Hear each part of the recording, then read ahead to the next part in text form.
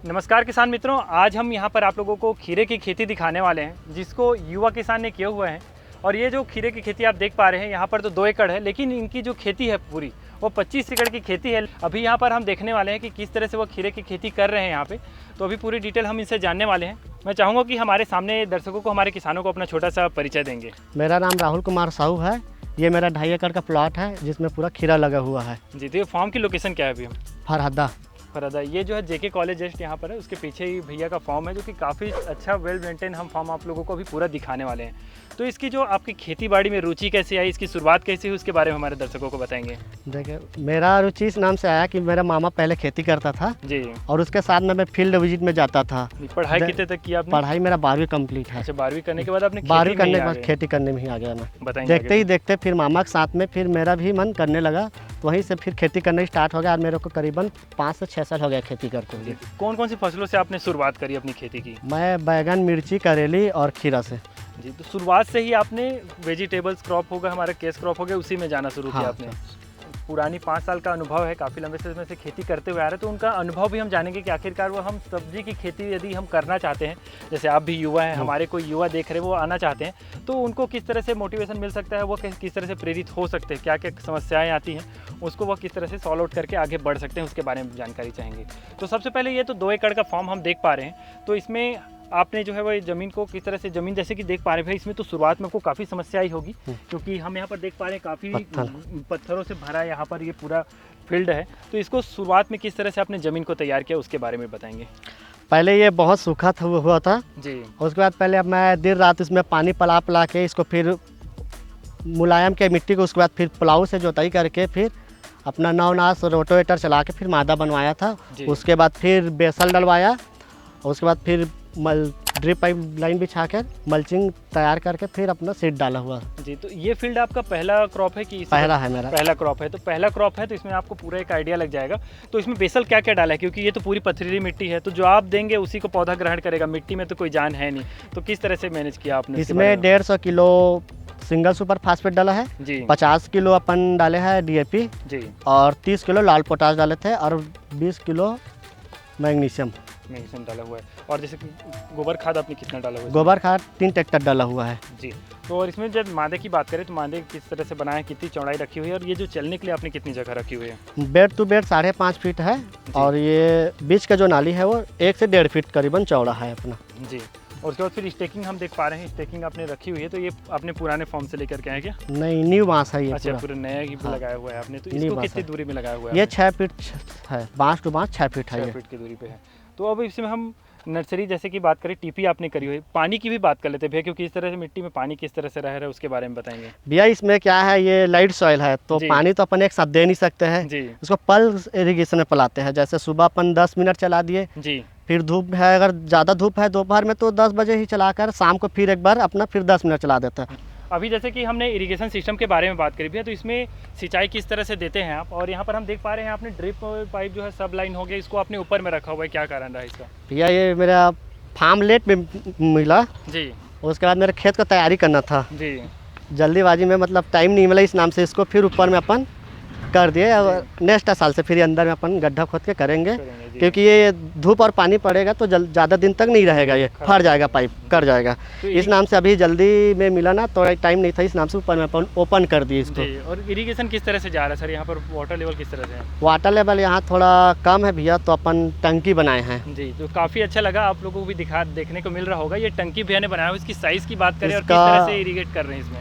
इसका जो साइज़ है 15 बाई 15 का है, और गहराई 4 फीट है जी, जिसमें अपन 20,000 लीटर पानी आ जाते हैं जी। और मेरा छोटा सा प्लाट है तो उतने में मेरे हिसाब से हो जाता है, क्योंकि मेरे बोर में थोड़ा पानी कम है। और हाँ। अभी हम देख पा रहे थे वो चालू बंद हो रहा था वो। हाँ भैया, थोड़ा स्रोत नहीं मिला है तो गहराई कम है बोर का, इस नाम से, इसी वजह से अपन टंकी बनाए हुए हैं जी। तो अभी जस्ट हम आए थे यहाँ पे, तो अभी हार्वेस्टिंग ही हो रही थी, तो हम आप लोगों को फ्रूट्स दिखाने की कोशिश करेंगे किस तरह से फ्रूट जो होता है। अभी जैसे हम यहाँ पर देख पा रहे हैं इसकी साइज़ काफ़ी छोटी छोटी भी है, तो ये इस साइज़ में मार्केट में बेस्ट रहता है, आपको भी इसमें बेनिफिट हो जाता है। और कौन सी वेरायटी उसके बारे में बताएंगे?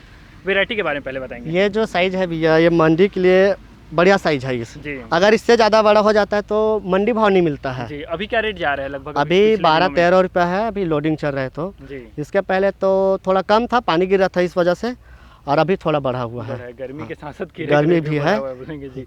तो अभी वैरायटी की बात करें तो कौन सी वैरायटी है? ये वीएनआर का क्रिस वैरायटी है। क्रिस वैरायटी है। तो इस वैरायटी का उत्पादन किस तरह से रहता है, क्या खासियत है इसकी?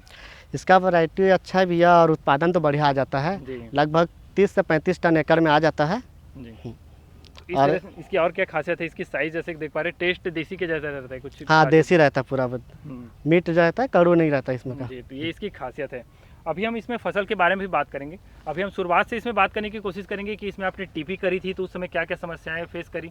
जैसे अगर कोई युवा आना चाहता है तो उनको एक बिजनेस रूप में जैसे कि हम थोड़ा सा बताने की कोशिश करेंगे क्या क्या कठिनाइयाँ आती है, क्योंकि आपने नया प्लॉट बनाया हुआ है। तो थोड़ा सा शुरुआत से स्टार्ट करेंगे भैया। इसमें सबसे पहले टीपी के बारे में बताएंगे, टीपी करते समय क्या क्या ध्यान रखना होता है, नर्सरी कहाँ से लेकर के आए थे?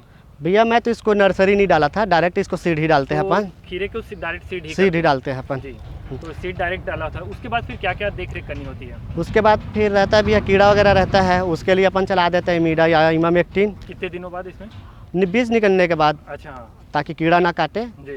बरसात के बाद क्या है, पानी वानी गिरता है फिर अंदर से कीड़ा बहुत उड़ता है तो करता है, फिर काटते रहता है। हाँ। उसको पहले ध्यान देना है और उसके बाद जब तक 3 से 4 पत्ते ना जाए उसके पहले तो हम खाद भी नहीं डालते हैं। इमामेक्टिन, एमिडा, रोगर, ये जो अपन है कीड़ा जो उतना नुकसान नहीं करता है भैया खीरा में जी। हाँ, वो आसानी से निकल जाता है, कभी अचानक से ही दिक्कत आएगा निकलने में। और क्या है, नर्सरी डालते हैं तो नर्सरी ऑलरेडी 15 दिन में आता है और 1 महीने का ये वैरायटी है। 1 महीने में अपना फल देना स्टार्ट हो जाता है, तो 15 दिन तो ऐसी जड़ बनाने में लग जाएगा। तो उतना मेरे हिसाब से नर्सरी ना डाल के डायरेक्ट सीड डालना चाहिए। हाँ। ये काफ़ी अच्छा बताया आपने, क्योंकि 1 महीने की फसल है और इसमें चलती कितनी लंबी है? अभी पहली तोड़ाई कितने दिनों बाद देखने को मिली आपको? ये मेरा फर्स्ट हार्वेस्टिंग आ गया था 32 दिनों में। 32 दिनों में आ गया था, 1 महीने के अंदर। 1 महीने के अंदर लगभग आ गया था। उसके बाद फिर कब तक चलेगी हमारी फसल? 1 महीने चलेगा भैया। 1 महीने चलेगा, मतलब कुल मिलाकर टोटल जो 60 से 65 दिन का वैरायटी है ये। फसल खत्म हो जाएगी। इसके बाद फिर क्या प्लानिंग रखने वाले? इसके बाद फिर लगेगा भैया ग्राफ्टेड बैंगन। ग्राफ्टेड बैंगन लगाने वाले 212।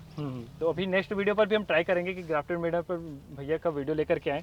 अब इसमें जैसे कि आपने इंसेक्टिसाइड कीड़े के लिए बताया था, तो इसमें कब कब स्प्रे लेते हैं, कितने दिनों में इंटरवल के बाद लेना होता है इसमें? मैं जैसे ही दिखना रहता है उसके पहले 1-2 दिन पहले ले लेता हूँ भैया, ज़्यादा दिन नहीं लेट करता हूँ, 1 सप्ताह में 1 स्प्रे जाना ही रहता है। तो फंगीसाइड इसमें ज़्यादा लगता है थोड़ा डाउनी के लिए, और फल वल गलन के लिए अपन डालते हैं नेटिव वगैरह सब चल जाता है।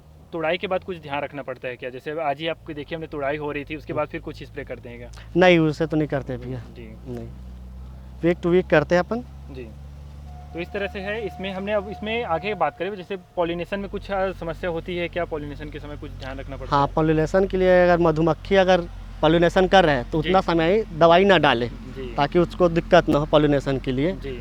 अगर ये पॉलिनेशन नहीं होगा तो ये फूल फिर सूख जाएगा, ये सूख जाएगा, वो फल पूरा हाँ फल खराब हो जाएगा। तो मेरे हिसाब से अगर मौसम साफ है तो 10 या 11 बजे के बाद अपन दवा डाल सकते हैं। बादल है तो, धूप है तो फिर ऐसा दवा डालें ताकि मधुमक्खी को नुकसान ना हो जी। उसके बाद फिर अभी हम इसमें आगे बात करें, भैया इसमें लगभग आपके खर्च क्या आ जाते हैं? अभी जैसे कि आपकी तुड़ाई ही चल रही थी और शुरू से जो खर्च आएंगे, आपके नए फील्ड है तो इसमें एकड़ में क्या खर्च आ जाएंगे? अभी मेरा नया फील्ड है, इस वजह से तो भैया मेरा ज़्यादा खर्च आया होगा, 1 लाख प्लस हो गया है खर्चा, क्योंकि ज़मीन से लेकर पूरा उत्पादन तक का भी खर्च निकालूंगा तो हार्वेस्टिंग तक का तो 1 लाख रुपये प्लस आ गया है एकड़ का। अगर ड्रिप और मल्चिंग होने के बाद क्या खर्च, खीरे का क्या खर्च माना जाता है आपका? 30 से 35 हज़ार, बांस रस्सी और लेबर का जो है जी, उससे 30 से 35 हज़ार में हो जाएगा अपना जी। तो अभी जैसे रेट क्या है मिलता है अभी, जैसे मिलने वाला है तो उसमें कितना प्रॉफिट हो सकता है? यदि हम एक अप्रॉक्सीमेट रेट बताए तो क्या रेट आ जाता है? 10 रुपये मिनिमम अपन मान के चलते हैं और 25 टन तक अपन एवरेज निकालते हैं तो 2.5 लाख का हो सकता है, और अपना 1 लाख रुपये माइनस करके फिर 1.5 लाख रुपये अपन बचा सकते हैं। रेट भी कई बार गिर भी जाता है, हाँ कई बार ऊपर भी चला जाता है, तो 10 एवरेज मानते हैं अपन। हाँ, तो इस तरह से रेट रहने वाला है। और जैसे सर आपका खुद का आप युवा है आज, तो अभी जो हमारे साथ किसान भाई जुड़े हैं वो खुद युवा हैं, 24 साल के हैं और अभी लगभग 5 साल से, मतलब 18-19 साल से आप खेती करते हुए आ गया हूँ मैं। तो काफ़ी कम उम्र से आप खेती करते आ रहे हैं।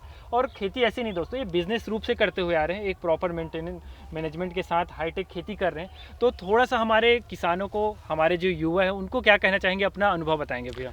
अभी क्या है भैया, अभी तो ऐसा है कि नौकरी बहुत मुश्किल हो गया है जी। अगर नौकरी ना करके अपना खुद का कुछ बिजनेस करे जी, खासकर खेती है अपने घर में, तो आप उसी को बिजनेस के रूप में करे तो ज़्यादा अच्छा है जी।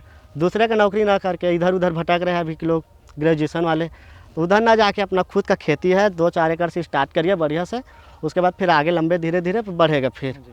तो इसमें खेती में क्या समस्या आती है, मुख्य समस्या आपने क्या देखी उसके बारे में? मुख्य समस्या अभी तो लेबर का है भैया जी। हाँ, अभी लेबर मिलना बहुत मुश्किल हो गया है, ये सबसे बड़ी अभी समस्या मेन यही है।